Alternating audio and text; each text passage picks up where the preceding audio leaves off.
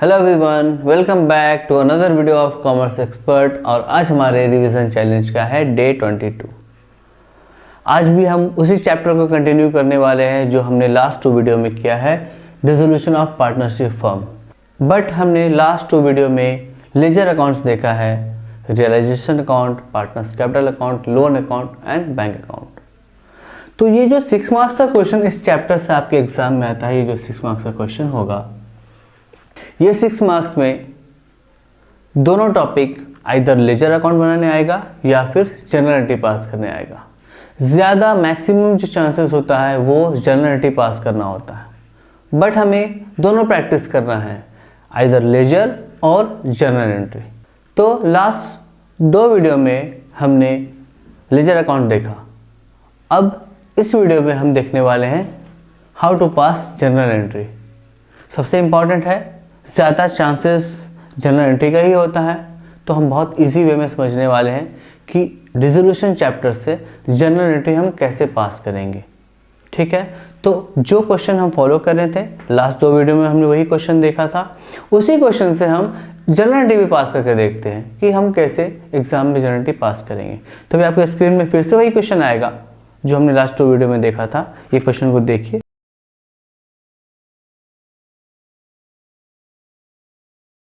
अब इसी क्वेश्चन से हम जनरल एंट्री पास करने वाले हैं, बट मैं आपको स्टेप बाय स्टेप समझाने वाला हूं कि आप एक एक जनरल एंट्री कैसे पास करेंगे।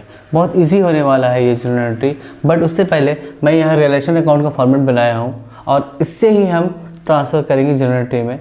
तो आप देखेंगे अभी कि कैसे हम करेंगे। आपके क्वेश्चन में आप पहले भी आपने देखा है पिछले वीडियो में कि जब रिलेशन अकाउंट बनाते हैं तो जो क्वेश्चन में लायबिलिटी साइड क्रेडिटर्स था उसको हमने कहाँ पुट किया था, यहाँ पे आप देखे थे कि क्रेडिट साइड क्या लिखा था हमने, बाय क्रेडिटर्स,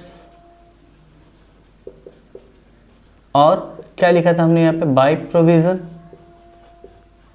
ओके, तो ये अमाउंट जो था 40,000 का क्रेडिटर्स था और 2,000 का प्रोविजन।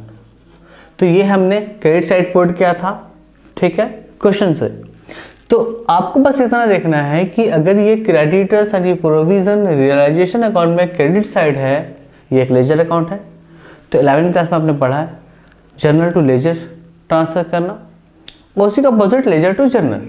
तो ये हमारा लेजर है, ठीक है, ये दोनों creditors and provision credit side है लेजर में, तो उसी का अपोजिट ये डेबिट साइड में होगा, कहाँ, जनरल एंट्री में। जब ये लेजर में क्रेडिट साइड है तो जनरल एंट्री में कहाँ होगा, ये डेबिट साइड होगा। तो अगर आपके एग्जाम में जनरल एंट्री पास करने आता है तो आप ऐसे समझेंगे कि जो क्वेश्चन में क्रेडिटर्स या प्रोविजन जो भी लायबिलिटी साइड दिया है वो रिलेशन अकाउंट का क्रेडिट साइड जा रहा है, मतलब वो जनरल एंट्री में डेबिट साइड होगा। तो आप जनरल एंट्री क्या पास करेंगे, आप ऐसे जनरल एंट्री पास करेंगे, ये दोनों डेबिट साइड में जाएगा। क्या करेंगे, क्रेडिटर्स अकाउंट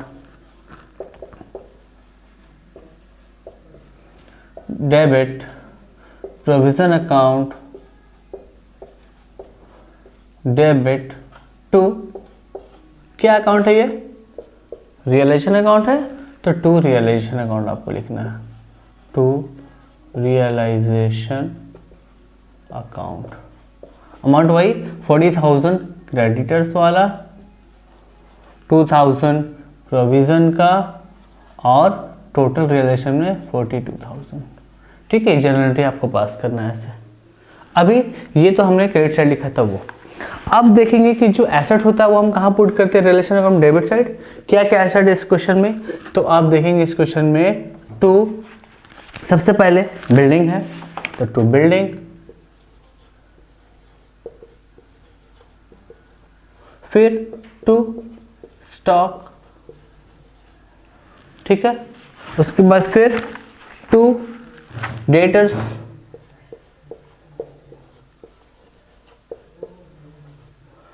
टू मशीनरी, और फिर टू फर्नीचर। ये तो ये एसेट सब रियलाइजेशन अकाउंट में अगर आप डेबिट साइड पुट करेंगे तो जनरल एंट्री में कहाँ होगा, अपोजिट साइड यानी क्रेडिट साइड। ठीक है, तो डेबिट में क्या आ जाएगा, ये अकाउंट का नाम रियलाइजेशन। एंट्री क्या होगा, दूसरा एंट्री जो होगा आपका वो होगा रियलाइजेशन अकाउंट डेबिट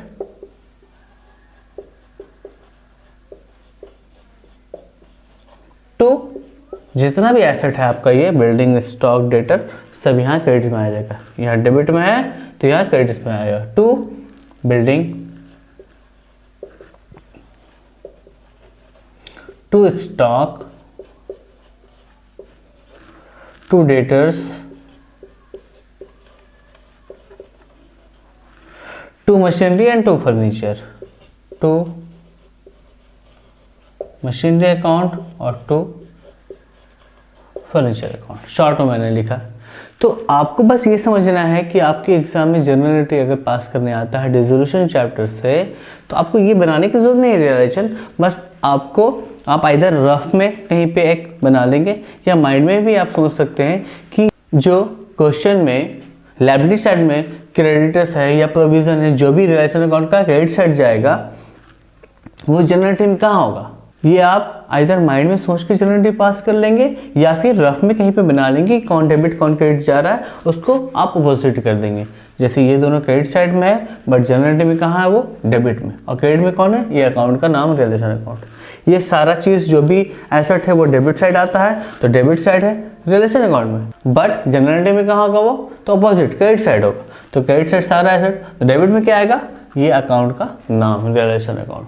ठीक है, इजी है। अब ये जितना भी एसेट है ये रियलाइज होता है तो कहाँ जाता है, तो ये एसेट जब रियलाइज होता है तो कहाँ, बाय बैंक करके आप लिखते हैं यहाँ पे रियलाइजेशन अकाउंट में, बाय बैंक अकाउंट लिखते हैं, और यहाँ लिखते हैं एसेट रियलाइज, जितना भी रियलाइज हो वो। ठीक है, यहाँ पे लिखते हैं आप। तो ये एसेट रियलाइज होगा जब यहाँ पे आता है, ये बाय बैंक है। ठीक है, by bank credit side bank है, जनरल एंट्री में कहाँ होगा, डेबिट साइड। तो डेबिट साइड बैंक जाएगा और क्रेडिट में क्या आएगा, अकाउंट का नाम। मतलब जो थर्ड एंट्री होगा वो आप क्या करेंगे, bank account debit, bank account debit to क्या लिखेंगे, रियलाइजेशन अकाउंट।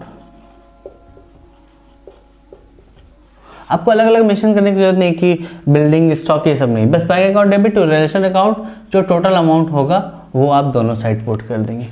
ठीक है, समझ में आ रहा है ये आपको कैसे लिख रहे हैं। अब हम आगे देखने वाले हैं कि ये तो एसेट रियलाइज बाय बैंक करके लिखा हमने। अब जब क्रेडिटर्स का पेमेंट होता है तो क्या लिखते हैं यहाँ पे, टू आप लिखते हैं, टू बैंक, और ब्रैकेट में क्या लिखते हैं, क्रेडिटर्स पेड। जब आपने टू बैंक लिखा है क्रेडिटर्स पेड करने के लिए, ये बैंक डेबिट साइड में है, जनरल एंट्री में कहाँ होगा, तो ये क्रेडिट साइड होगा, और डेबिट में क्या आएगा, रियलाइजेशन अकाउंट। मतलब आप क्या करेंगे next entry, realisation account debit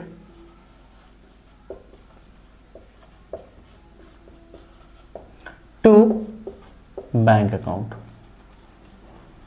कौन सा अमाउंट, तो जो क्रेडिटर्स पेड वाला था, यानी 38,000 था। आप देख सकते हैं पिछले वीडियो में 38,000 था, तो आप 38,000 लिखेंगे दोनों साइड अमाउंट। ठीक है, मैं यहाँ पे अमाउंट नहीं लिख रहा हूँ बट मैं समझा रहा हूँ कि ये डेबिट साइड अगर आ रहा है बैंक करके, जो क्रेडिटर्स पेड होगा, जो कि 38,000 था आपका प्रीवियस रियलाइजेशन अकाउंट में, उसी से मैं जनरल एंट्री पास कर रहा हूँ।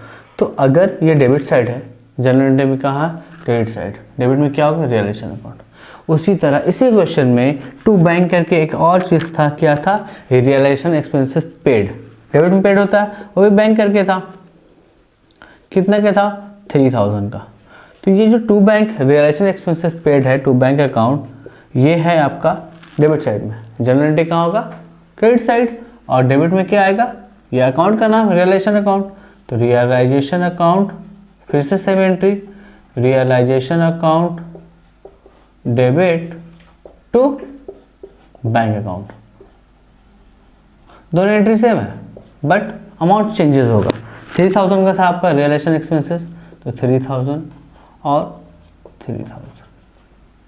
इसी क्वेश्चन में टू बैंक करके एक डैमेज पेड था 8,000 का, तो आप लिखेंगे टू बैंक अकाउंट। हमने लिखा था, आप रियलाइजेशन अकाउंट देख सकते हैं प्रीवियस वीडियो में। तो टू बैंक डैमेज पेड 8,000 का था आपके क्वेश्चन के अकॉर्डिंग।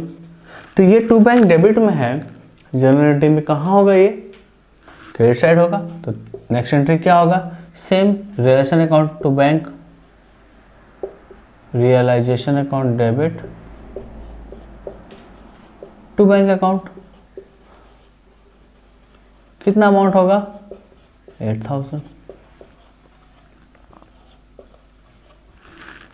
सबसे लास्ट में यहाँ पे आपका क्या आया था, टू प्रॉफिट ऑन रियलाइजेशन आया था। यहाँ पे आप देखा था आपने लास्ट वीडियो में, टू प्रॉफिट ऑन रियलाइजेशन किसको ट्रांसफर हो रहा था, A's capital, B's capital and C's capital, तीनों को। तो तीनों को कितना कितना ट्रांसफर हुआ था, आपने देखा था 12,000, 6,000 और 6,000। ठीक है, ये 24,000 का यहाँ पे प्रॉफिट आया था।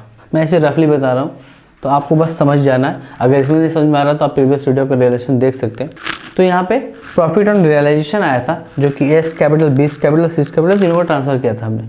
ठीक है, एस कैपिटल, बीस कैपिटल, सीस कैपिटल ये डेबिट साइड है, जनरल एंट्री में कहाँ होगा, क्रेडिट साइड होगा। और डेबिट में क्या होगा, तो डेबिट में ये रियलाइजेशन अकाउंट होगा। तो सेम फिर से एंट्री, रियलाइजेशन अकाउंट